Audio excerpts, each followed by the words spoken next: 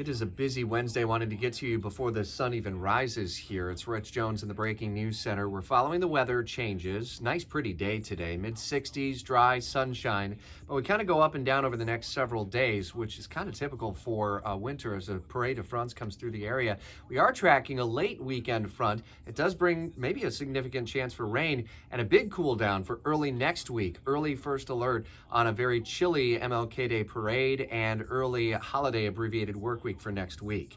A lot of stories developing from the late night, overnight hours, and even dating back to Tuesday. We'll start with the local stories, breaking news on the north and west side, where a woman in her 70s lost her life and two children are in critical condition following a house fire. And they had evidently the metal burglar bars up on doors and windows that it would appear slowed down the response for neighbors to try to break in and help that family as the fire started very late last night. As we learn new information on the cause and the updated condition of those two kids, we will update you on the radio and here on Facebook and YouTube and on Instagram and Twitter at WOKV News is where you can follow us. We'll see how quickly the Senate may ultimately take up the voting rights plan. However, you may want to call it the bills that have been log-jammed in the Senate over Republican lack of support. President Biden signaling yesterday during his speech in Atlanta that he's willing to forego the filibuster or break the filibuster rules in the Senate, at least on this case. It'll be a story we'll follow as Senate Majority Leader Chuck Schumer is aiming for a vote in the Senate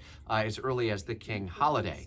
We're seeing some positive signals of the Omicron variant, that it may ultimately reach an abrupt cutoff here, and this may be a turning point in the pandemic. That from scientists from the University of Texas and from Washington, as we learn new information about expanded testing here in Jacksonville. And one other note on the North Bank, that long blighted a piece of property, the Berkman Plaza II on the North Bank, right across from the sheriff's office as you're approaching Maxwell House and getting to the stadium.